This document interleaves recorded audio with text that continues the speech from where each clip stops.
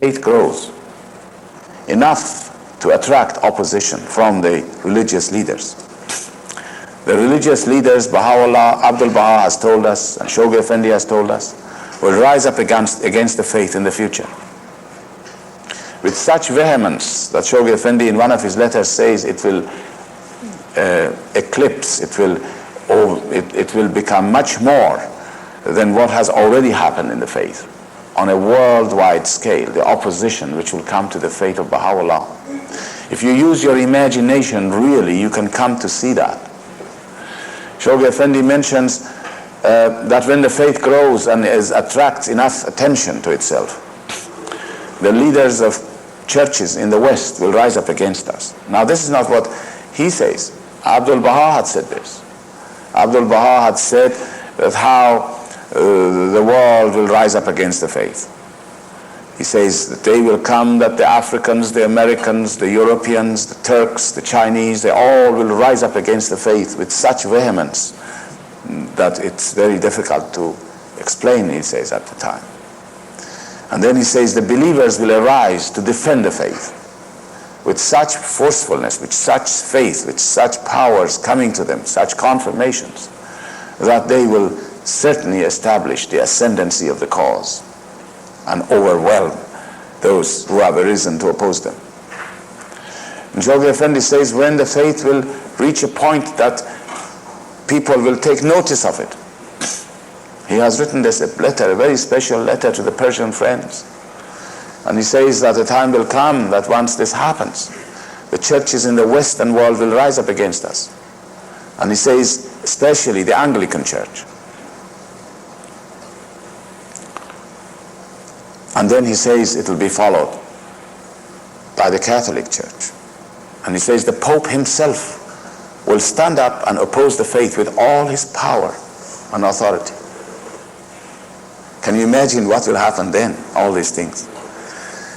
Abdul Baha says he's longing for the day that from the pulpit the clergy denounce the faith.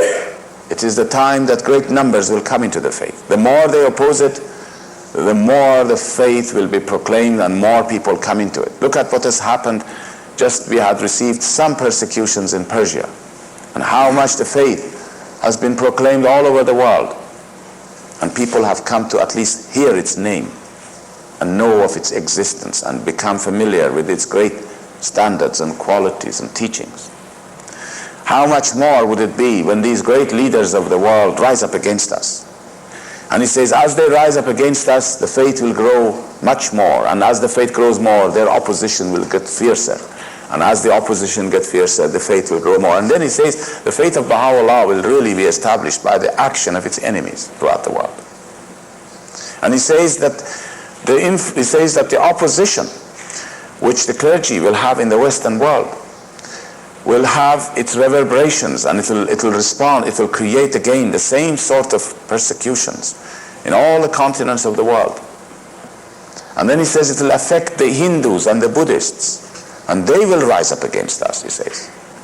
The Hindu leaders of religion and the Buddhists will rise up against the faith with such vehemence that he says it will bring to mind reminiscent of the opposition which the clergy showed to the faith in the earlier days and denounced the faith from the pulpits in Persia. And then he says when the faith reaches the greater and greater ascendancy, the political leaders will rise up against the faith because they see the bankruptcy of their institutions. So you see, they don't do anything until they see that there is a threat. And the threat is when the faith grows. Not until it grows will people oppose it. Who knows when that will be?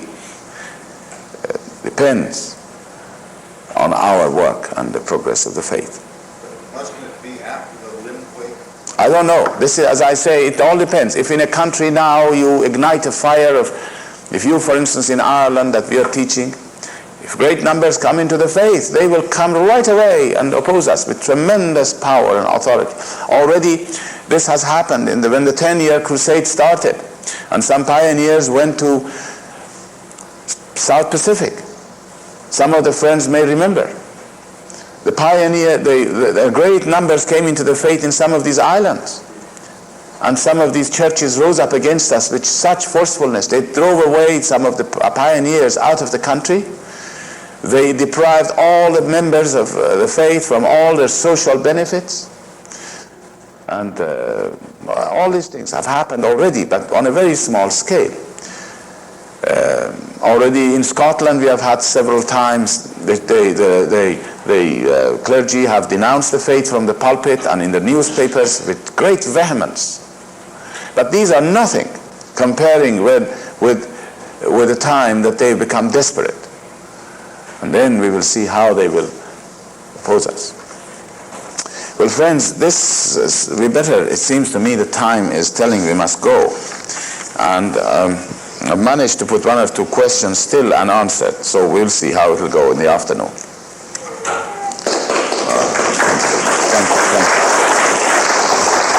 Thank you very much indeed. So, you all go for lunch.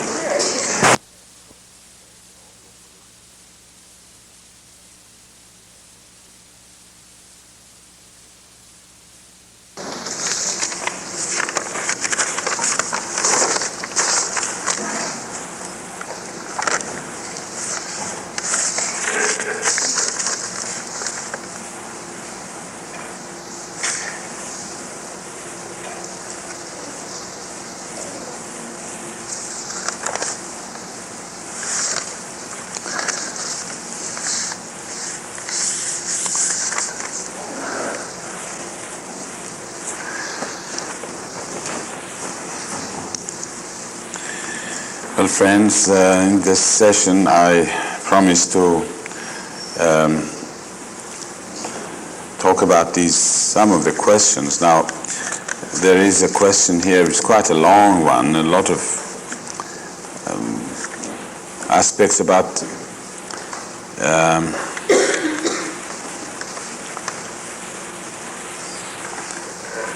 the obligatory prayers, about the long obligatory prayers. And there are some questions asked, 7 or 8 of them. I think some of these questions are things that I could maybe discuss with the person because you cannot really talk about it here. This is all actions and movements and all the rest of it. But I will go to some of the gist of some of the basic points that you have raised here about the long obligatory prayer. As you know, Baha'u'llah in this obligatory prayer mentions that we should say this prayer when we are feeling spiritually uplifted, and in every 24 hours. And he says that when you stand there, before you start it, you should gaze as if awaiting the mercy of your Lord coming to you. In other words, he says, look to the right and look to the left as if you're waiting for the mercy of God to come to you. And now the question is, how do you gaze? Now the answer to this is up to you. Really, it's nothing that we can describe this. This is, you see, the obligatory prayer, as you can see, has some symbolism in it. There are some symbolisms in this. There are symbolic actions that you do, which is, as I mentioned in the original, in the first day, the actions are symbolic of our attitude. That when you raise your hands in supplication, this is reinforcing what you're saying by your actions. These actions, for instance, of supplicating, which is to raise your hands upwards towards God, is only a symbolic action.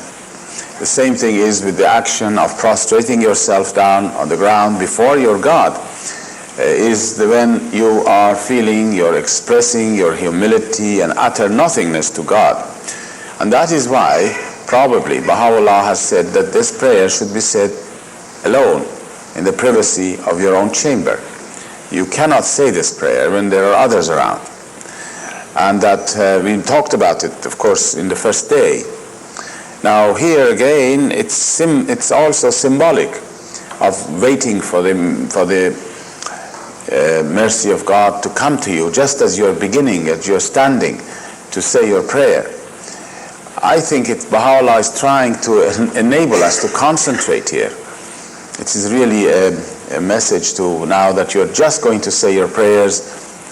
You are in the presence of your Lord. You are going to be in the presence of your Lord. You must await and expect His mercy and His bounties upon us. And this is what's in our hearts. And this movement, looking to the right and to the left, is just symbolic of our inner attitude. It's no use just to look at to the right and to the left when our inner attitude is not with us. And the inner attitude should be that now I am standing before my God, and I am going to say these passages. And when you read the obligatory prayers, you'll see most of the passages are expressing one's impotence, one's ignorance, one's utter nothingness, really, in relation to the greatness and the loftiness of his creator. And then there are occasions that you praise him, you glorify him. You see, these are all the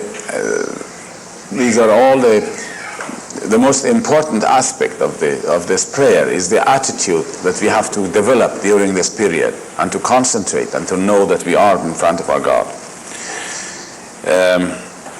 Some of the friends were not here. We talked a little bit about the obligatory prayers and the importance of it, and we said that Baha'u'llah has mentioned, and Abdul Baha, that if we do not say them, that we can never get close to them. We can never get close to Baha'u'llah. And also how important it was. We discussed this in great detail. So maybe if those of you who are not here, maybe one day somebody can tell you about it.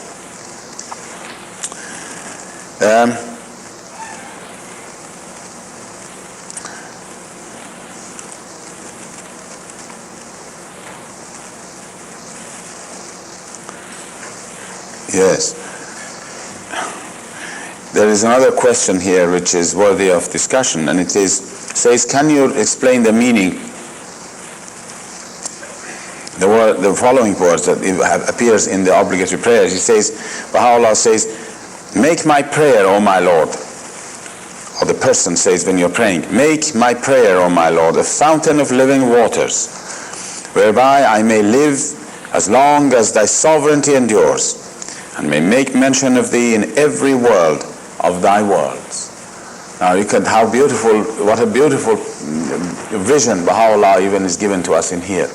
I mentioned again the first day about the soul of man. You remember about the soul, how it comes into being, and how the soul has a beginning but it has no end, and that the soul will last in all the worlds of God as long as God exists.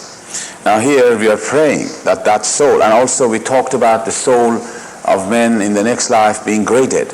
There will be different grades. How we talked about this. Now here is really one is asking that this prayer may become a means by which we may progress in the spiritual worlds of God as long as God exists, and make mention of thee in every world of thy worlds. First of all, again, I think we mentioned that the worlds of God is not one, that the spiritual worlds of God are infinite, and there is nothing greater in this life also for a Baha'i, and also in the spiritual worlds of God, than mentioning him, mentioning the Word of God. You see, the Word of God is the source of our existence. Everything has been created through the influence of the Word of God. It's like the rays of the sun to this life. What this rays of the sun does to all this creation, the Word of God does to man. And in here Baha'u'llah explains to us, and in fact there is an indication that in all the worlds of God, the most potent force which exists, which will enable man to grow, is the influence of the Word of God. In the same way that in this physical life, the most potent force which exists, which enables us to grow, is the rays of the sun. And that these words of God in the next life are similar to the rays of the sun, which enable our souls to grow as a result of it. To make mention is a very important thing. When you read the writings, you're make mentioning of your Lord. When you say prayers, you're make mentioning of your Lord. When Baha'u'llah says in the hidden words that you must make mention of him, he says that I'm paraphrasing his words in English, he says that the remedy of all your ills is remembrance of me. Forget it not. Now that remembrance and the mention of God are the same words really in Arabic. You remember God by reading the words, by reading the prayers. This is remembering, mentioning him. All of this thing really relates to our attitude again of devotion to God. But again, look, there is one thing we must also say here, that every individual believer should read the writings for himself, and you can meditate upon it yourself. The writings of Baha'u'llah are such that every human being can talk about it, can think about it, can meditate upon it, think of it, see what you feel, what you understand of it. At the same time, there are passages which Abdul Baha has explained to us the authoritative meaning of it.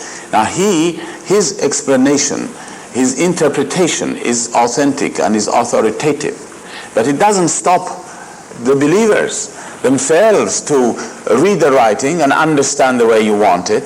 But you must make sure it is not authoritative and that it is good for yourself. And that we must not try to convert other people to our understanding of a certain passage. You can certainly talk about it, but as long as it is clear that it is your understanding of it. But we are all free to do that, and this is how we develop and how we grow. It's not forbidden that we must not interpret our own understanding of a thing, as long as our interpretation is not against the interpretation of Abdul Baha, if such an interpretation exists, and B, as long as we don't go and propagate it in the community in such a way as to try to bring about an argument amongst the believers, so that somebody says no, it means this, and you say no, it means this, and then there is an argument. In this case, Baha'u'llah says both of them are wrong. It's a marvelous teaching. It's one of the best teachings of Baha'u'llah. Mirza Abul Fazl, the great Baha'i scholar, he has mentioned some of the outstanding teachings of Baha'u'llah, and the first on his list is this, that he says that Baha'u'llah in this day has forbidden people to interpret his writings in an authoritative way. And then he says that he also has told that if people begin to argue amongst themselves about the subject, both parties are wrong. Now he thinks this is a marvelous teaching, and this is true. So that we can also read these words yourself and meditate upon it. Now meditation, somebody asked, we must not confuse this meditation with all these techniques which people have developed in this day and age. There is no technique for meditation in the Baha'i faith. It is entirely up to the individual to read the writings and then to think about it and to try to understand it.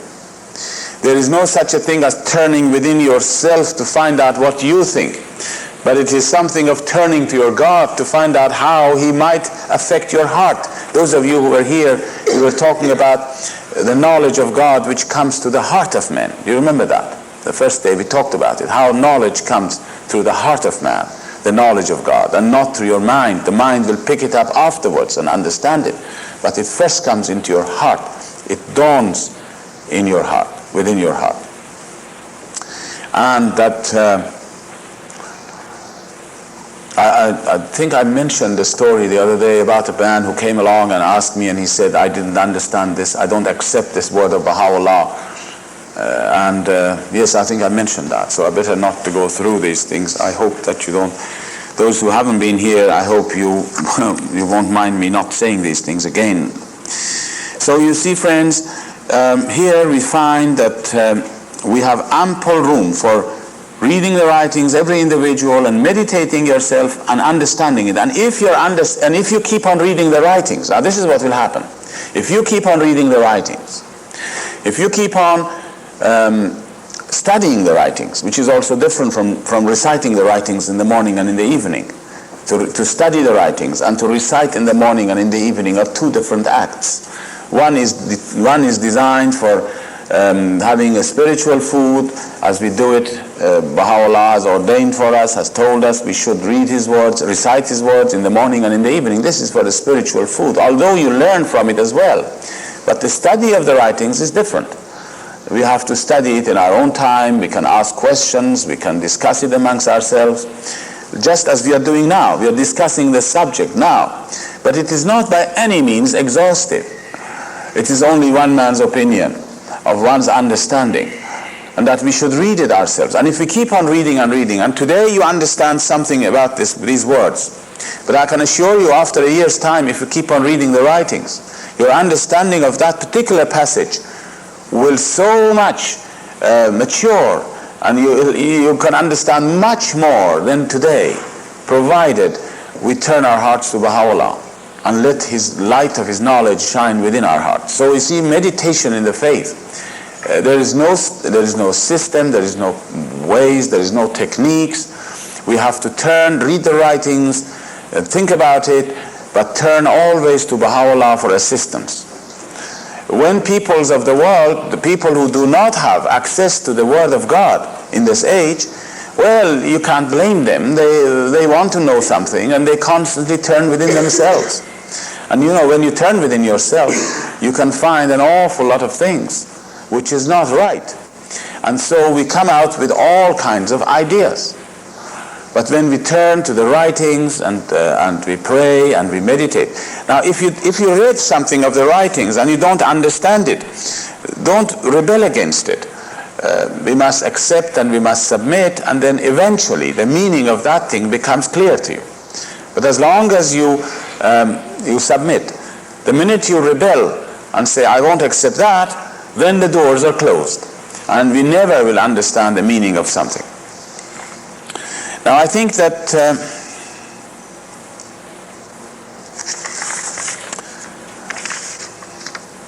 yes, there are Baha'u'llah here in the long obligatory prayer.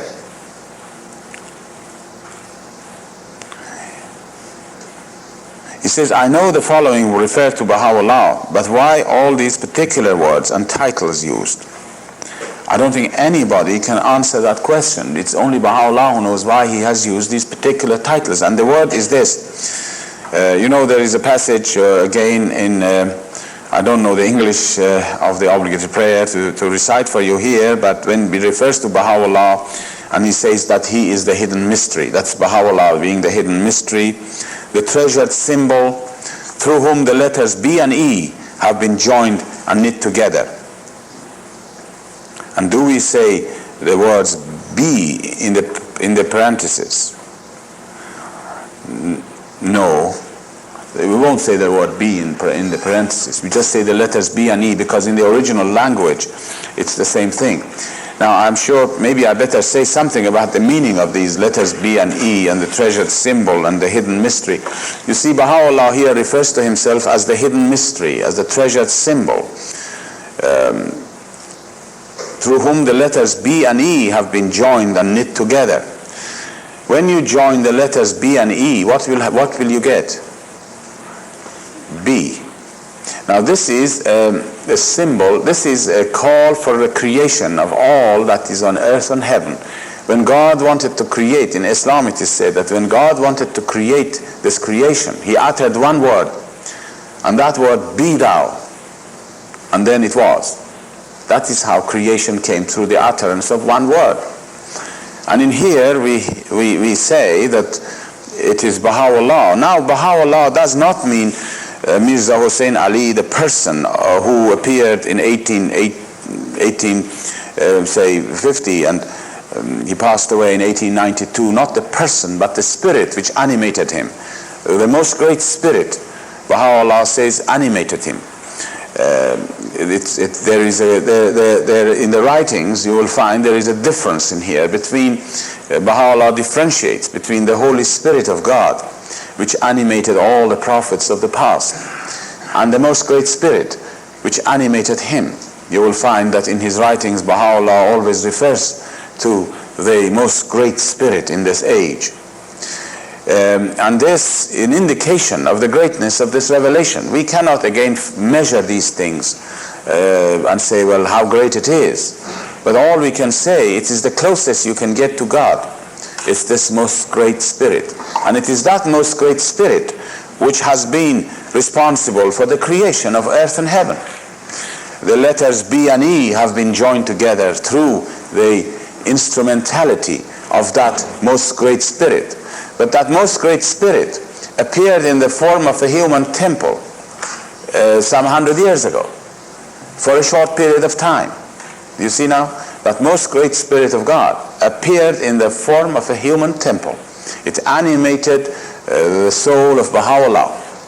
And it is that which he therefore speaks with the voice of God. And he says, I am God. Baha'u'llah in many, many of his writings has said this, I am God. It does not refer to his person. It is that voice which says, it is that spirit which says, I am God. And we must remember that in the previous dispensations, the manifestations of the past did not say that. They always gave the glad tidings that one day a day will come, that it will be the day of God, that God will walk upon this earth with his servants. In the Old Testament you can read, there are many passages. In the New Testament, in the Quran particularly, there are many passages about the coming of a day when God himself when man will meet and will come into the presence of God. Now, we said yesterday again, or day before, about the fact that the essence of God is beyond us. The essence of God can have no connection, no relationship with man. It can have no relationship even with the manifestations of God. You see, no manifestation of God has ever understood the essence of God. Because if they do understand, if they have any connection with it, then they will become partners with him. And this is impossible. Baha'u'llah mentions this. He mentions in the Shoghi Effendi has translated this. He says 10,000 prophets as great as Jesus stand dismayed. I'm paraphrasing his word. Stand dismayed at the threshold of thy gate, dismayed when they hear that my essence thou shalt never understand. Something to this effect Baha'u'llah mentions in some of his tablets. So you see, the essence of God is hidden from all of us. It cannot have any relationship with anything. If you attribute anything to the essence of God, that will cease to be the God in his essence. You cannot say to him, you cannot attribute to the essence of God that he is all loving, that he is the all-knowing, that he is the all-wise. You cannot do that. Because as soon as you do that, you limit him right away. Baha'u'llah says that in his essence there are no attributes. You can't attribute any attribute to him. There are not divisions that you can say this is his attribute, this is his essence. And this is something that no man, no person, no human being, no manifestation of God can ever comprehend, the essence of God. This is why in the same obligatory prayer, if you remember, you say, there is a passage, and also in many other tablets, there is a passage when you say to God, you're praying to God, and you say, exalted art thou. I'm paraphrasing it really. You're so great that my prayer can never ascend to you. You're much more exalted than my prayer reaching you. Of course, the prayer of man can never reach to the essence of God. Baha'u'llah, this is why Baha'u'llah always, when he refers to himself, he is the revealed word of God. This is the thing we can understand and appreciate. And what revealed it was the most great spirit in this age. And this most great spirit, Baha'u'llah in one of his tablets, says that the Holy Spirit of God, which animated all the prophets,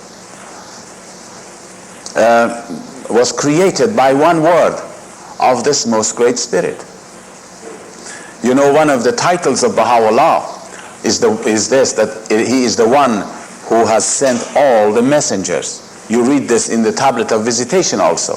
In the tablet of visitation of Abdul Baha, you read it, through him all creation came into being and all revelations were sent down.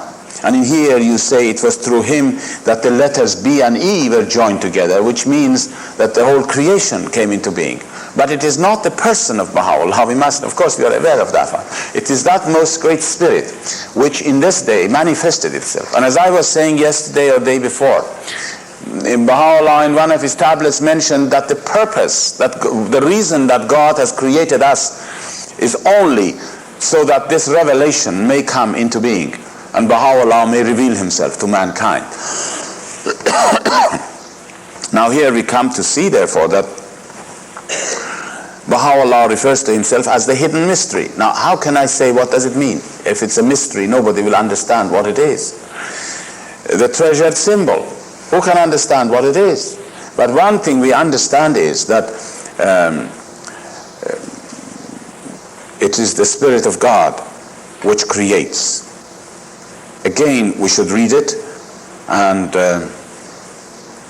meditate on it, and then comes a point that you believe it, and then when you believe it, you will understand much more of it. And not until you believe it can you understand much more of it. And when you believe it and understand much more of it, your belief becomes much stronger. And when your belief becomes much stronger, your understanding becomes much stronger. And you understand some things that the previous year you couldn't understand. So everything we acquire is through our belief, through our faith. And this is when the heart opens up. It's just like opening the valve of the heart, step by step. And the more you open it, the more truth comes in, the more realities we can understand. Mr. Taherzadeh, I know you have a lot of questions there, but I'll put this in a hypothetical sort of situation. Say a non-Baha'i came to you who had been told, you had taught him, that all the manifestations of God are to be regarded as one and the same. Mm-hmm. That one is not exalted above the other. Yes, I would agree with him. And Yes. then he reads these passages in writings that says Baha'u'llah created them. No, we won't say that. It seemed to say that. No, we won't say that. We won't say that. This is why I was saying yesterday that we have to have wisdom in teaching. We would never say to a person who has never heard of the faith before this. You know, it's like you learn things as time goes on. You can never learn everything at one go. And if you do that, you harm everybody.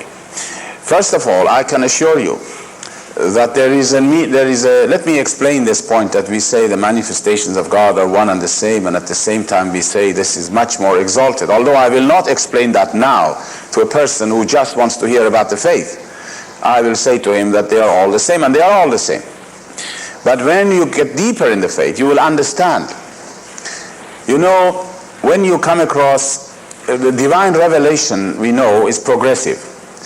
And also, life in here, if you look at nature, anything which has an organic growth, it grows from a child into an infant, into a child, into a boy, into a man. This sort of a development you go through.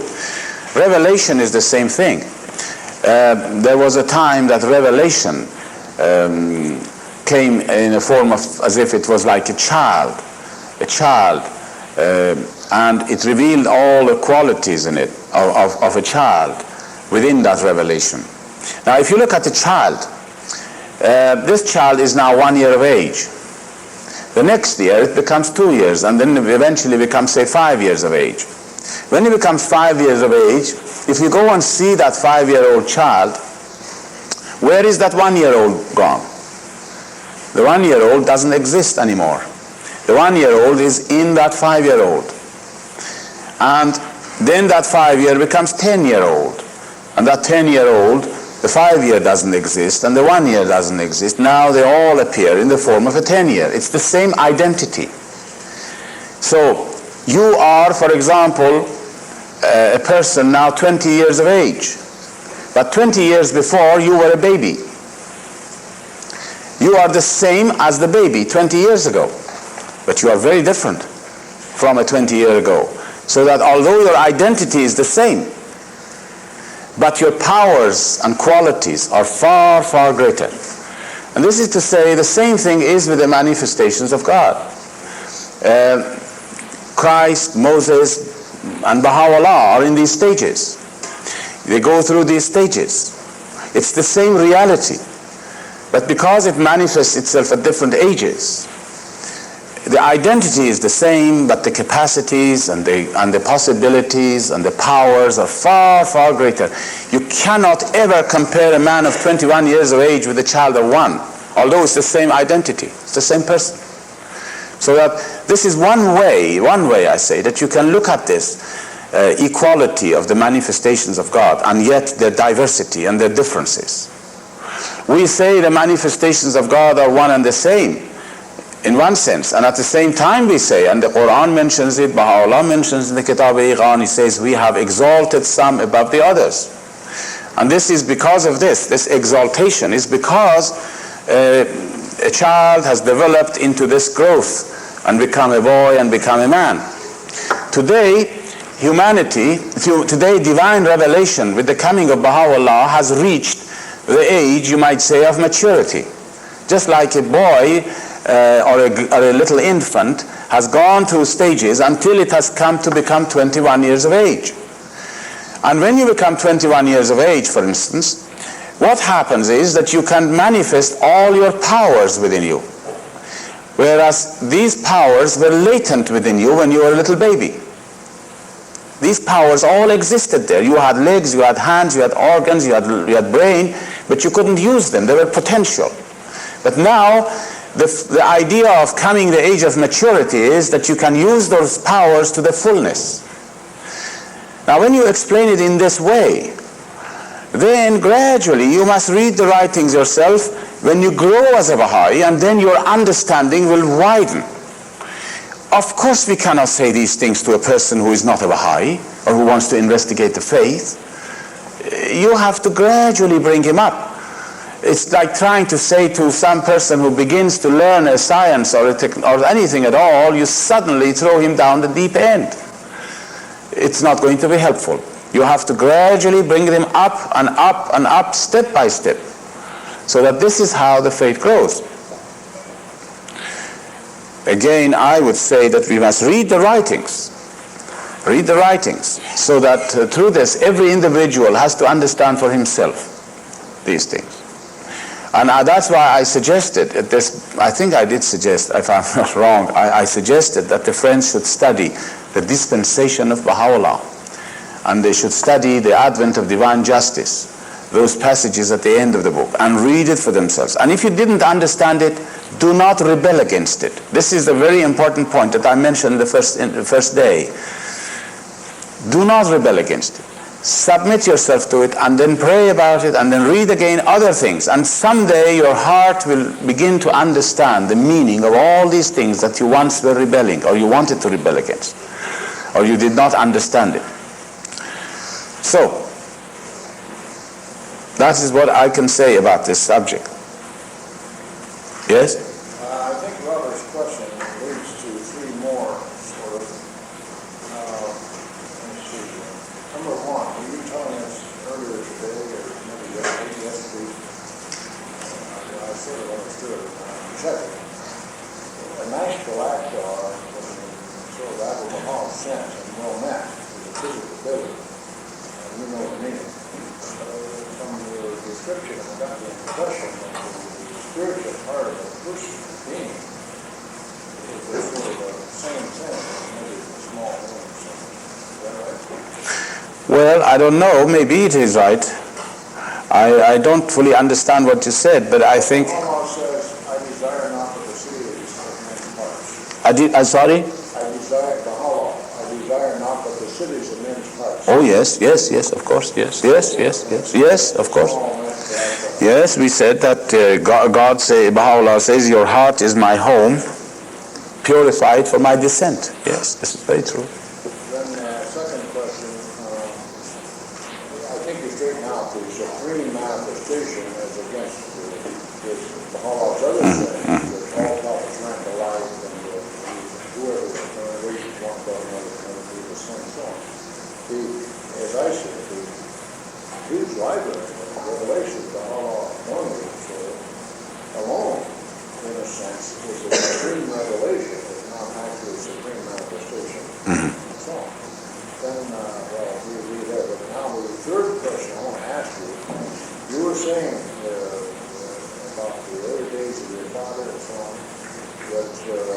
some man was going in the gate back up, and the Baha'u'llah fixed it so these guards had their eyes fixed, you see. You know? Sorry? The guards did not see them. Oh, yes. Well, now, we read in the Jewish Torah that Melchizedek one day was lying around and so forth, that he had seen the movie, you know, that Abraham bowed down, the Bible agrees, before this fellow and paid him some time, you see. Now, when you translate from the Chaldean, Melchizedek means Prince of Peace, you see. The only title of the whole law. Well, that's about all the Bible says, but if you see the movie, the way they portray it, the whole law and some assistant went off to one of those corrupted towns, and when they got there, the whole law fixed it. Fixed his gaze on these guys, and they were at least temporarily Yes. and so on. So if this is true, then that's the second time the law pulled that stuff. Having descended his age that time before he was put in the veil. Well, these are all very interesting contributions, really.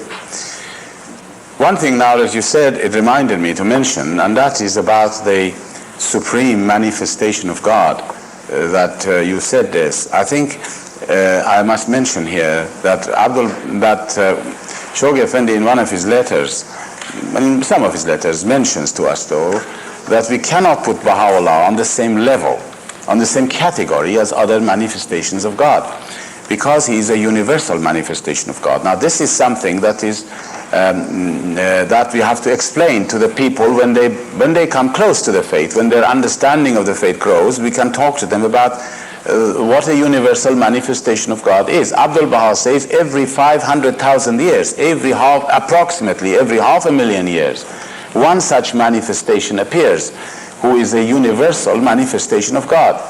And he initiates an era, a cycle. He initiates a cycle, during which time all the manifestations who come will be under his shadow. Now, in order to understand this, I'm going to take you to nature again and give you an example of this in nature. In nature, you will find that a tree, if you have a tree there, the tree is growing. And why does a tree grow? It's because forces are released to it at the springtime. The springtime comes, releases forces of nature and forces of life, and the tree begins to grow. And then the growth stops. And then another springtime comes, it gives it another impulse, and the tree gets a little bit bigger. And so on, it goes on and on. Every springtime, this process repeats itself so that the tree will continue to grow. But one springtime is a very special springtime in the life of the tree. There is one springtime which is a very special time. And that is the springtime when the tree for the first time gives its fruit. This is a very critical and a very special springtime. We say the tree has now matured, has reached the stage of maturity, it has given its fruit. Now whatever fruit the tree gives, see how vital this year is, how vital this springtime is, because whatever fruit this tree gives, all the other future springtimes which will come cannot change it, and will not change the nature of the fruit. Springtime after springtime will come, but it will never change the nature of the fruit, although it makes the quality better. Now this is exactly the same thing as the revelations of God. When the first time the manifestations of God appear, like Moses and Christ and Muhammad, their job was to give an impulse, a spiritual impulse to the body of mankind. The humanity grew as a result of the appearance of these manifestations of God. Every time they came, it grew more. At the time of the coming of Baha'u'llah, the coming of Baha'u'llah is responsible for bringing forth the fruit of humanity. And do you know what the fruit of humanity is going to be? The oneness of mankind. This is the fruit that we are going to give on this planet. And this has come about because this particular springtime of Baha'u'llah had been destined to bring forth the fruits. Now, whatever fruit this revelation brings forth, which is the oneness of mankind, all the prophets of the future are limited, in a sense, to promote it. They can't bring anything newer than that. In fact, this is true. On this earth, you cannot have anything more than the oneness of mankind. So that in one sense, this is the meaning in one sense, that all the prophets who come in the future are under the shadow of Baha'u'llah, means their teachings must revolve around the basic principle which Baha'u'llah has produced, the oneness of mankind. And I was mentioning this morning, about the Baha'i civilization that Shoghi Effendi talks about, the birth of Baha'i civilization. And he says that humanity will become so noble in the future, the emphasis will be on nobility, that this child of Baha'i civilization will have to grow as a result of the coming of successions of God in this cycle of 500,000 years.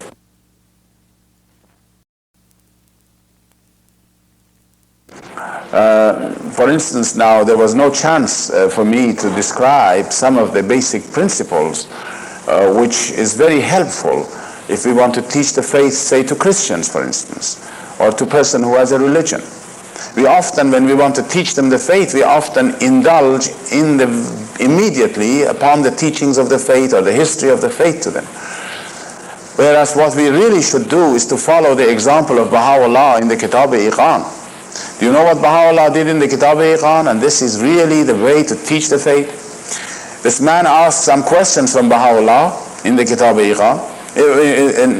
He asked some questions. He asked certain questions. And the question was basically this: how can I believe that the Bab is a manifestation of God?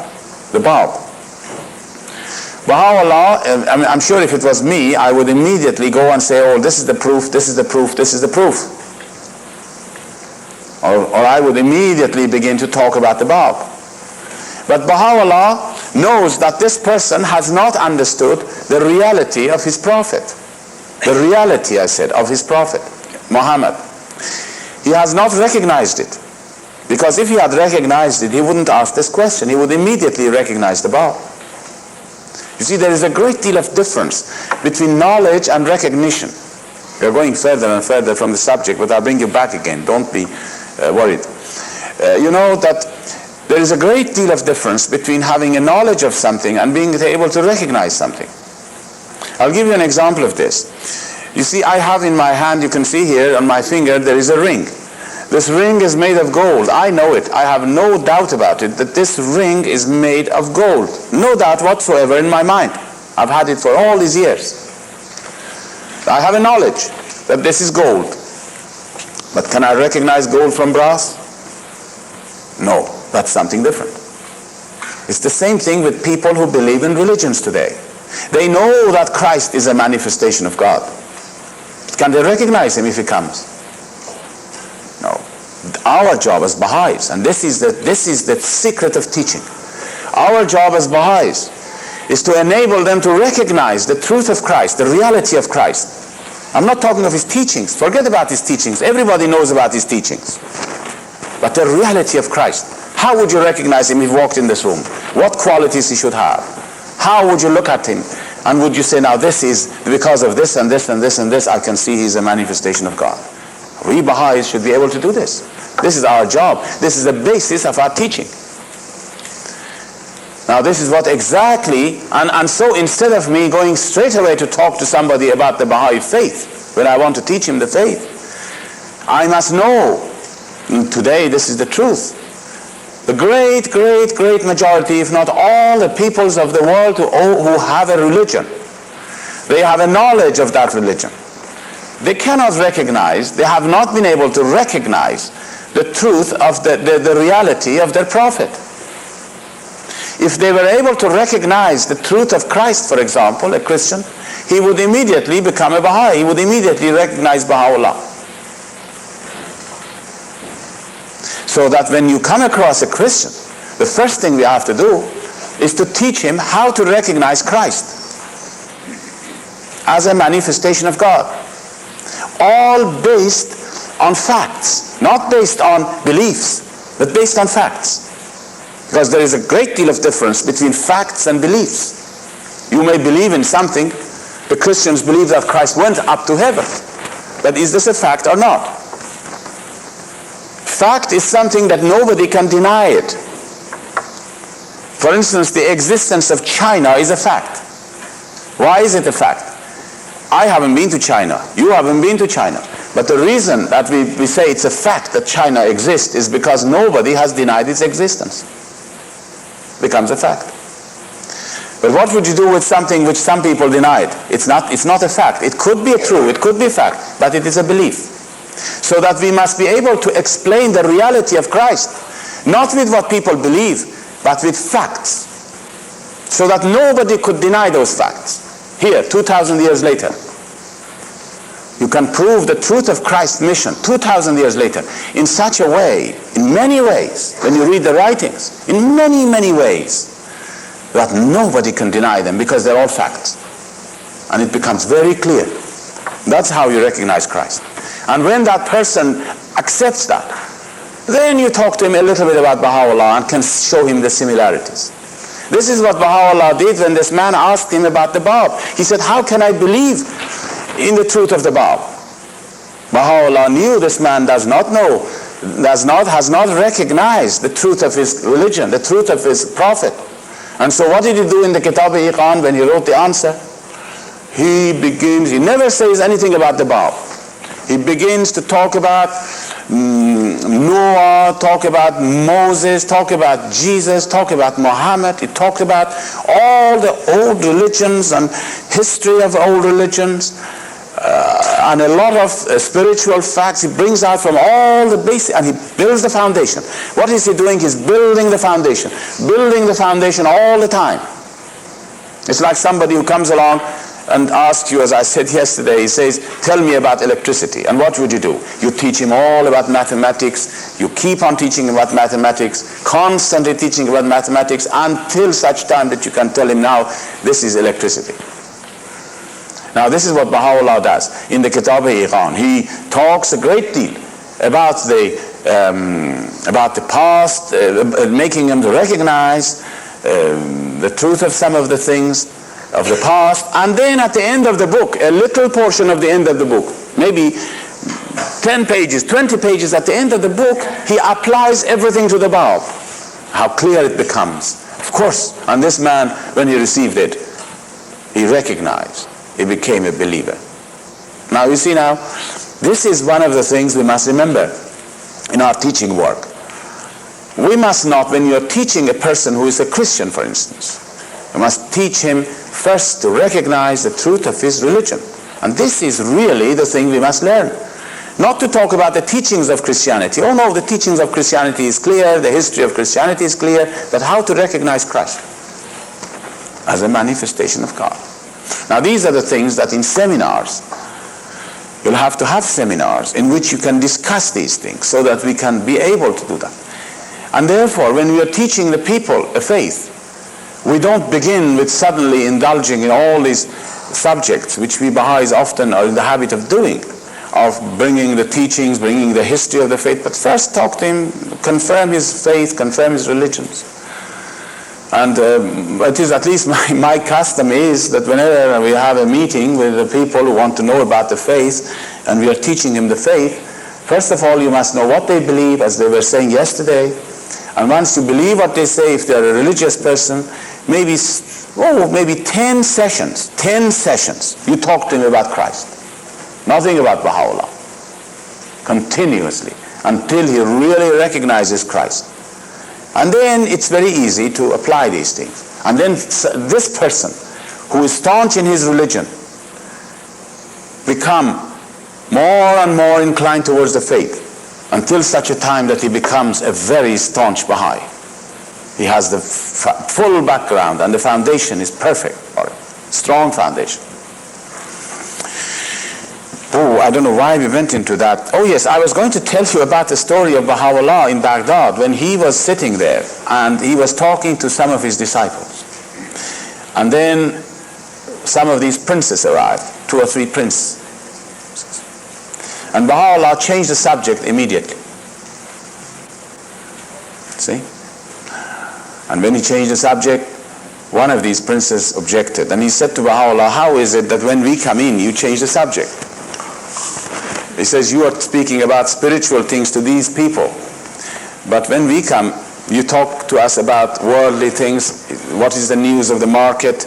What is the news of Persia? And all these things. And then Baha'u'llah had to tell them. He said, I tell you who is worthy to hear my call and my words. And he began to expound this. And he gave them an example. Now, I hope that when I give you this example, it wouldn't confuse you now, because it's possibly that so many people will come out with questions after this. I'll be in trouble. But I will tell you. Anyhow, I have written it, I think, in one of these volumes. He says, should there be a man standing on a vast plain? Say, a human being is brought out and he's standing on a vast plain. And if on his right hand side is accumulated all the wealth and all the powers and all the treasures and all the kingdoms of the world, and on his left side is accumulated all the poverties and the persecutions and the sufferings, and the voice of God, should the voice of God reach this man on this plain and tell him, take any of them you like. It's up to you. You're free to choose any side. You can take what is in the right, all become yours. The sovereignties, the dominions, the treasures of this earth, or all the suffering and the poverty and the persecutions. And if the voice of God tells him that if you take these treasures and all the wealth and all the beautiful things, not one little thing will be taken off your spiritual station. This will be promised to you, that your spiritual station will remain the same. It wouldn't affect you. Take it. Take all the money, take all the wealth and all the powers of this world in your hands. Your spiritual status will remain the same. And should you decide to take all the poverty and the sufferings on the left-hand side, not one little thing will be added to your spiritual station. And then Baha'u'llah says, should this man, now you're free here, you can take any of them without losing your status. Which one would you choose? Baha'u'llah says, should this man incline himself towards the left, where he is towards the poverty and the sufferings, such a person is worthy to hear my words. And then he goes on to tell them, he says, I have come to create a new race of men. And he says the new race of men that he has come to establish, he gives 5 examples of the new race of men. I'll give you one of them. This is enough because of the time.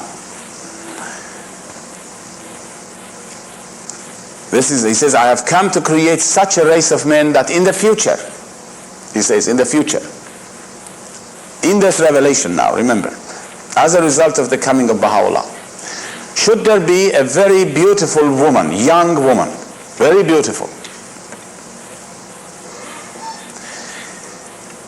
and should she have all the jewels, of most expensive jewels with her,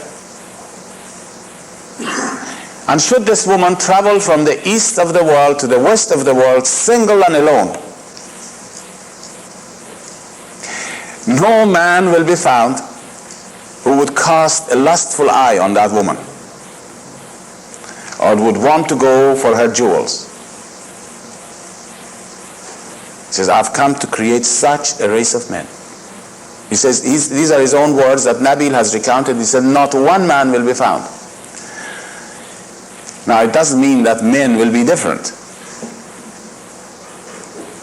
in the feelings of sexual relationship and sexual urge. It's not something that you say, oh, well, they will be different types of men. No, it'll be the same. But that they will be able to control, so much spiritually inclined, that they can control, they will control. And he says, I have come to create such a race of men. So this is where we are talking about this child of Baha'i civilization has to grow and become mature and become full of perfections.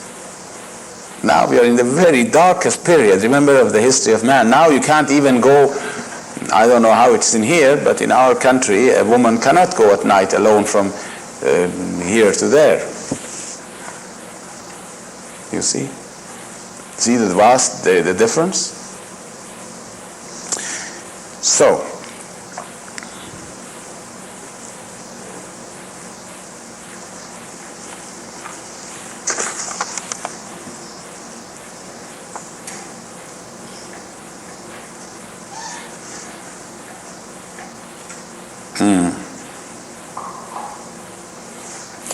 there is another question about the hidden words, and again I would advise you to read it yourself and find out.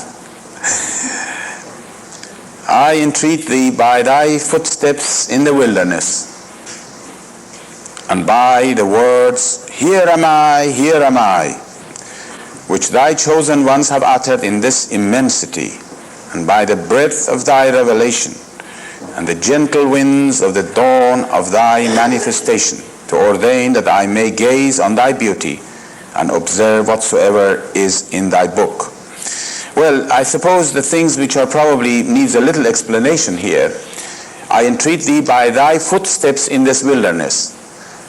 Thy footsteps in the wilderness is what I said before. It is the fact that God, the most great spirit of God, the most great spirit, appeared in the form of a human temple. The human temple who walked on this earth. This wilderness is this earth.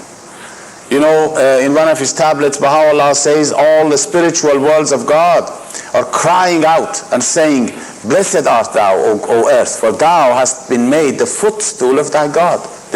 I'm paraphrasing his word. So that really, when you say that thy footsteps in this wilderness, it means God manifesting himself in the form of a human temple. And by the words, here am I. Now, the word here am I, this is an Islamic reference to an Islamic saying that when, in the day of judgment, God manifests himself, that peoples of the world will turn to him, will run to him, will go to him, those who are spiritual, those who are recognizing. And this call of here am I means I am your servant, I believe, I am your, this is what the believers said. This is the call of the believers. This is the call of the early disciples, of the dawn breakers, who come and say, here am I, which thy chosen ones have uttered. Means those people who had been the disciples. They call out.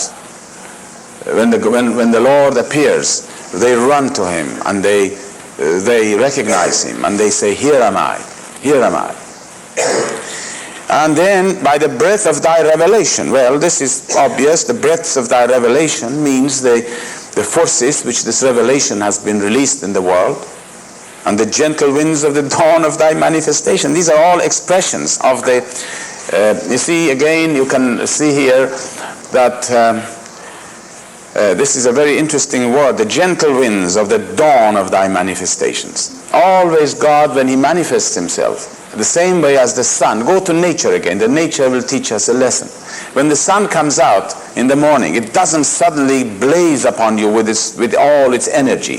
It's first very gentle. The rays of the sun, if you stand at the very, very early in the morning in the vast plain and you see how the sun rises, the rays of the sun is very gentle at first. It's the dawn. It's the beginning. It's the early days. And as the sun rises, the energies become more and more evident. And this is exactly the same thing as revelations of God. When Baha'u'llah appeared, the gentle winds of the dawn of his revelation were really obvious. They were gentle. This was a time that Baha'u'llah was in, for instance, the mountains of Kurdistan. Some of the beautiful writings he has left behind, although I mentioned the other day that most of his words were not recorded. Some of those beautiful words, you know that prayer you have, which is translated into English, create in me a pure heart, oh my God. This is, for instance, revealed in the mountains of Soleimani, in the mountains of Kurdistan. Or the other one that I don't know the English of it was revealed there as well. That's a good way of saying it, isn't it? There are several of them. Create in me a pure heart, isn't it what I said? Yes, this is one of them. And there is another one which is a very favorite prayer of mine, but I don't know which it is in English.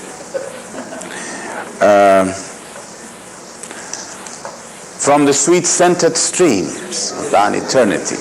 You know, these are the gentle breezes of the revelation of Baha'u'llah.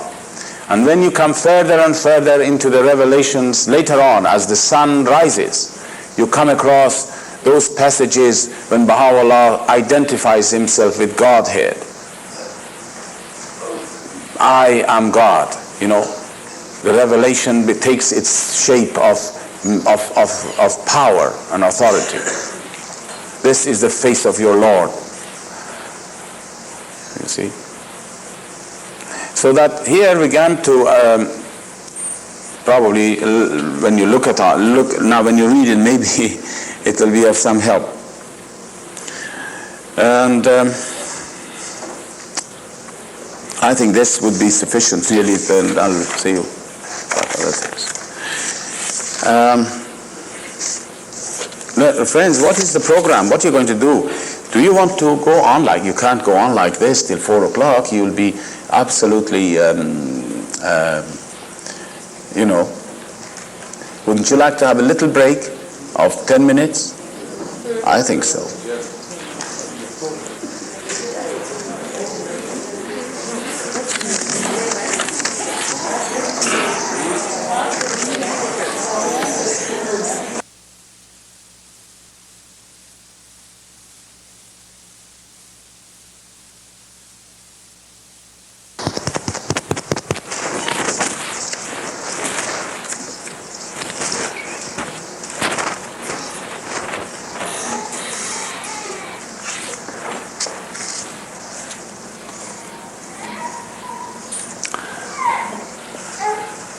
Well, friends, I always, when it comes to the last session, I feel very sad.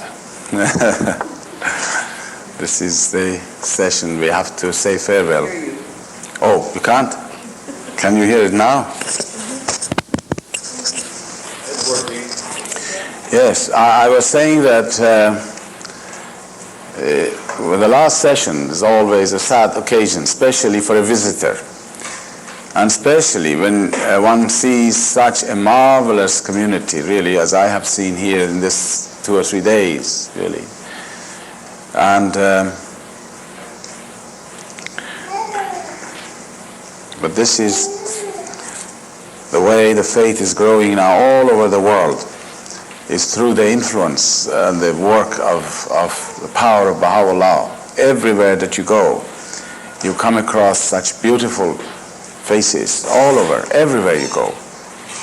Everywhere the friends have become luminous in their work, in their faces, in their spirit, in their work. And this is what gives us encouragement and hope for the future.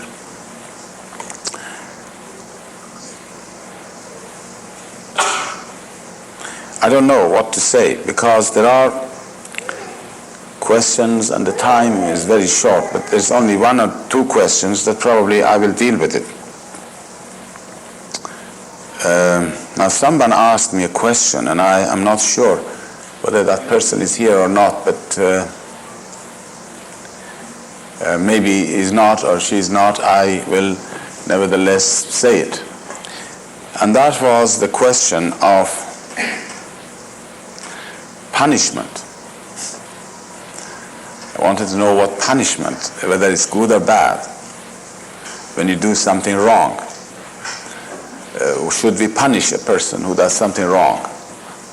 Or should he be dealt with in a lenient way and compassionately, and try to not to give him the punishment? Well, I feel that this is very clear in the writings. As you know, in the society, in the outside world, their tendency is to become compassionate. dealing with criminals, dealing with people who do the wrong things, who do some crime, is to be compassionate to them. And there are some theories even lately which say that it is much better to educate people than to punish them. And so as more and more people become humanitarian, as people become really less and less religious, they'll become more and more humanitarian. You see, the humanitarian movements, which tend to want to brush aside some aspects of such things as punishment and so forth if you do something wrong, these have been, during the last 30 or 40 years, have been coming up much more to the surface, because religion have become, in these days, have become less and less effective. Whereas the teachings of Baha'u'llah teaches the opposite. And I can tell you what he says, which is very harsh maybe, in some cases. He says, if somebody does something which deserves a punishment, give him the punishment and do not become compassionate. For this is justice, he says. I think we can understand that because he has explained that in some other writings, the wisdom of punishment. Punishment is really a mercy of God, if you look at it in the right way. Punishment for what you do in this life. The reason that the people want to get away from punishment is because they can only see this world, this life here on this earth. That's all they can see. People can see this life on this earth as being the beginning and the end of all things. You're coming into this world, and the intention here, as long as you're here, you must try to make the best of it and get as much as you can get out of it. Isn't that right? This is how people are working. Want to get as much as they can get out of it. At any cost, really. And that if you are to be punished, no, if you can get away with it, it's a marvelous thing. Because your end, your purpose is to have as much as you can get out of this world. Why should you be punished? Now, Baha'u'llah does not share this view at all, because he sees further than this world. You remember in the first day we were saying that this world is not a place to live in. This is only a temporary period for acquiring qualities and perfections, that in the next life, that is when real life of man begins, in the same way that the life for a child in the womb of the mother is not to be in the womb of the mother, but to be born and to live in this world. Now, Baha'u'llah explained this principle of punishment in this way. He gives an example. He says, if you were to steal from somebody in the summertime a seed of a tree, say you steal a seed of a tree from somebody in the springtime. If you give him back in the springtime the thing that you have stolen, you don't owe him anything. Because you steal it from him, you gave him back. You don't owe him anything. But if you don't give him back in the springtime, what do you owe him in the summer?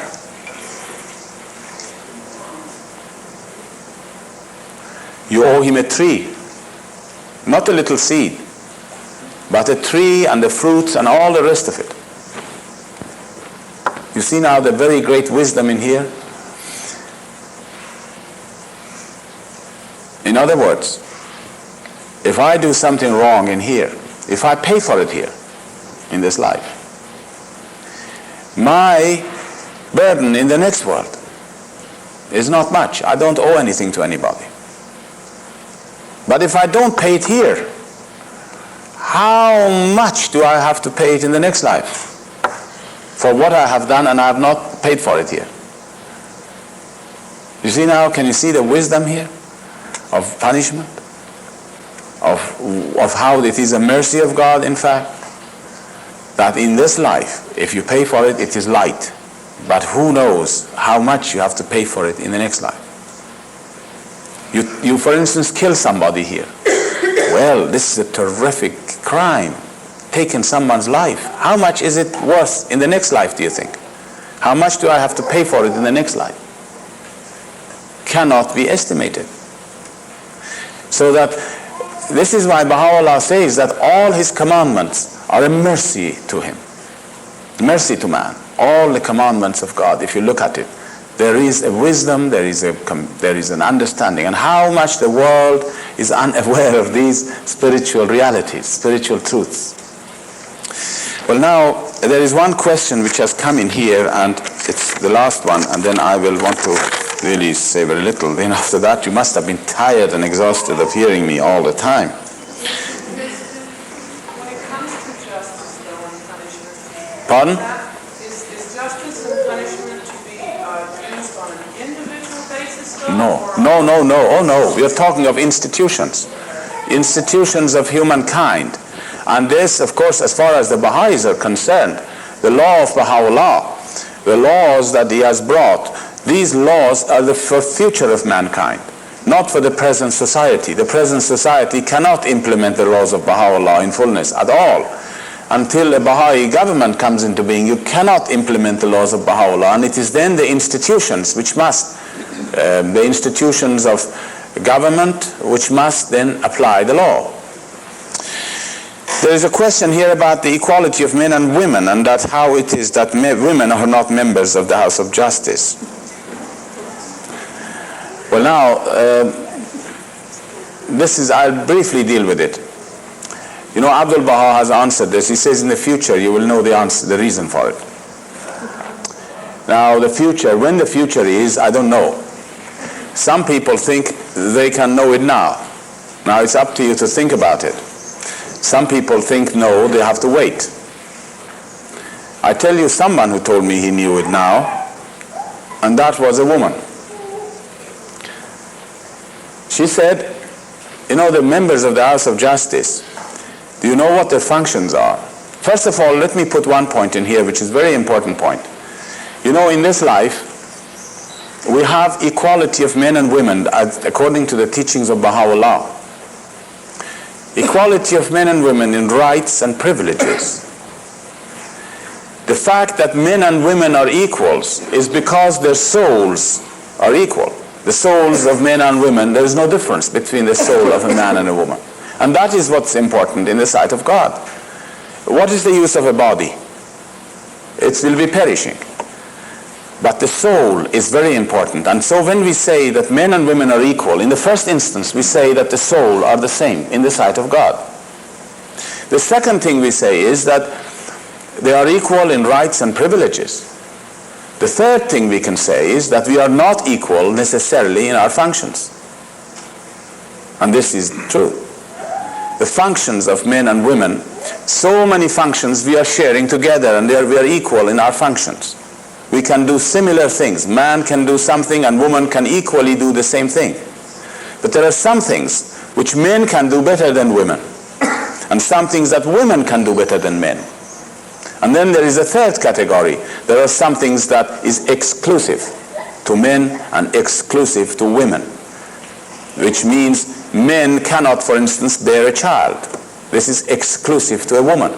You see now how different we are at the same time? So once we understand what we mean by equality of men and women, in the soul, in our rights and privileges, and in some of our functions, but not necessarily in all. And I want to mention another principle, which is a very important principle. We are constantly talking about equality. There is no such a thing as equality, by the way, amongst the human race. In fact, there is no equality in this existence. If you look at nature, there are not two things the same. You cannot find two blades of grass to be the same. Two blades of grass are not the same. Everything is unique. That God has created, everything is unique. Your fingerprints are unique. Our cells are unique. Even I'm told by some doctors, the cells in the body are unique. In the bloodstream, they say these red globules One of the doctors was telling me, they can see that each globule is different from another one. They're unique. Millions and billions of them in the body. And your globules in your blood is very different from those of another person. Everything in this creation is unique. And do you know why it is? Baha'u'llah has given us the reason for it, why there is always one of everything. He says that this creation manifests the attributes of God. And one of the attributes of God is oneness. That attribute of oneness manifests itself in this creation, and you have one of everything. It's a very beautiful explanation. One of the attributes of God is incomparable. Incomparable means nothing is like it. And that attribute of incomparable has brought about the uniqueness of its creation. Everything is unique. So let us understand it in this level. Also in the world of humanity there is not equality. People are different in their level of understanding, in their capacities, in their way of life. Everybody is different. Now why people are not members of the House of Justice, which is a function? Remember, it's a function. Membership of these institutions involves certain functions. Now, as I said, Abdul Baha says in the future we will understand the wisdom of it. And you see how wise Abdul Baha was when he said this, because in those days nobody had any conception of what the House of Justice was like, what it's going to do, what its functions were. And even now we are not able to probably know what the functions of the House of Justice are going to be in the future fully. But as I said, one woman told me this. She said, I understand it. I know why women cannot be members of the House of Justice.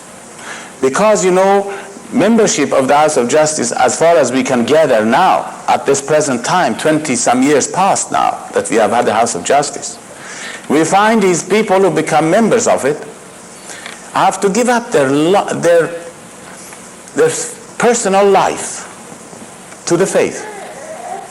They have to 24 hours dedicate their lives. 24 hours, it's a 24-hour job. It's not a job that you go from 9 to 5, although you go from 9 to 5 maybe, but it is a 24-hour commitment. And although the Baha'i world is very small, what will happen when the whole world comes under the direction 6,000 million people? It is full and total giving up of yourself, your personal life entirely. And this woman was said, if I was a member of the House of Justice, if my child becomes sick today, I can't think. If I become pregnant, where is my loyalty now? Where my loyalty lies? Shall I finish with my child? Or shall I be a member of the House of Justice? Because you cannot be a member of an office. It's not just being like a member of an assembly or a national assembly, you are there or not, it doesn't matter. It's a complete giving yourself to the institutions. Well, this was this woman's view, which I just wanted to tell you what she said to me. But as Abdul Baha says, in the future we will understand it. You know, the functions of the House of Justice is for us it's very important to understand and appreciate the position of the House of Justice today. We are tending to think of it as a grand national assembly or a grand international assembly whose members we happen to know. You know, this is the fact that we know these members, they were our friends, they used to work with us, and now they sit in this international body. It gives us the view, well, fair enough, it is just one of those, it is of course higher, we say, than the national assemblies, and it's got a lot of responsibilities. But really and truly, I wonder, well, I have had the honor and the privilege to be in the presence of the House of Justice. I can tell you what it is like, the very room in which they consult and when they meet as a national assembly, as a universal House of Justice. You know, you meet the members outside the room, you meet the members here and there, they are your friends, you talk to them, they are very humble people, but that is not the point. They have no rights or privileges, as you know. There is no station for them. There's no station for them, really. They have no station in that sense of being anything other than an individual Baha'i. You see, they're an individual Baha'i. The hands of the cause of God have a status in that sense that Shoghi Effendi mentions in this faith. We have various forms of governments incorporated in the faith. Various forms of government, he enumerates such things as democracy, autocracy, and theocracy, democracy, and aristocracy. And he says the good points of each one of these have been incorporated in the institutions of the faith. Well, the hands of the cause, you might say, is like the aristocracy we have, but they have no authority, remember. This is one of the things we must remember. They have no authority. The authority lies with the national assemblies and the local assemblies and the House of Justice. But what I was saying to you is that really we are inclined to think that the House of Justice is just an international body of 9 people we meet. But do you know, when you go and you sit in that meeting of the House of Justice, which meets as the House of Justice, it is a tremendous, tremendous power you can feel. And it's up to you. It's all up to the individual who goes there. It's the same way that it was entirely up to the individual who saw Baha'u'llah. How he felt was entirely up to him. How much you receive it. But all I can say, my impression was very clearly, there is the presence of Baha'u'llah. Definitely there is the presence of Baha'u'llah. You cannot and you do not look upon the members and they are all right, they're sitting there. But the presence of Baha'u'llah is in that gathering. And it is that gathering, and it is that institution which is assisted today by all the powers of earth and heaven to rule over mankind. To rule over mankind. And it shall rule over mankind. And a time will come that the kings and rulers of the world will go there and pay homage to the House of Justice. Already we are told by Shoghi Effendi that this thing will come in its own time. He describes the story of the pilgrim kings in his Persian writings in such eloquent manner that how these kings and rulers of the world will discard their kingdoms, some of them, or they will bring their crowns to the thresholds of Baha'u'llah, how they will surrender themselves to him, how they will pray with the utmost devotion, and how at the end of their pilgrimage they will go to the House of Justice to receive their instructions of what to do. And this is why when you go into the building of the House of Justice today, there is a magnificent hall, a banquet hall for the reception of the kings and rulers of the future. And mankind is absolutely asleep about this. Doesn't know what is happening at all. But this is a body that Baha'u'llah has said in his writings will establish upon this earth the sovereignty of Baha'u'llah. The sovereignty of Baha'u'llah will come into being through the instrumentality of this great institution, which has to guide us, because Baha'u'llah is guiding it step by step. Every step that they take is guided by Baha'u'llah, and we can see it in daily life. We can see it as Baha'is. Every decision they take, you can see it was providentially designed and decreed that this is the way to carry out our work. And they're protected.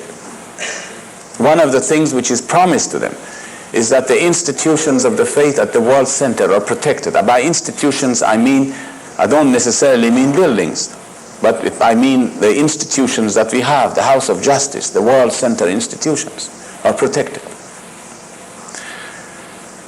And their guidance will bring to mankind in the future such glories that we cannot estimate at the present time. So what are we going to do as Baha'is today? Really?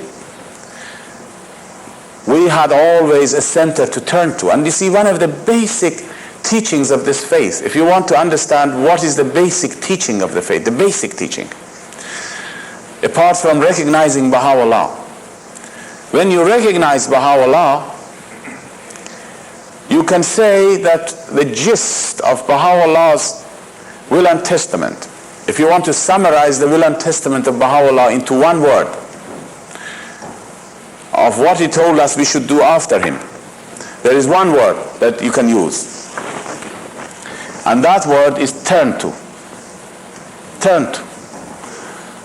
Baha'u'llah said after him, he said, turn to Abdul Baha. And that's finished. Full stop. He is the center of the cause. If you want to know what is the will and testament of Abdul Baha in one word, it was turn to. Turn to Shoghi Effendi and the House of Justice. Now, today, we have to turn to them. And how do we turn to that body?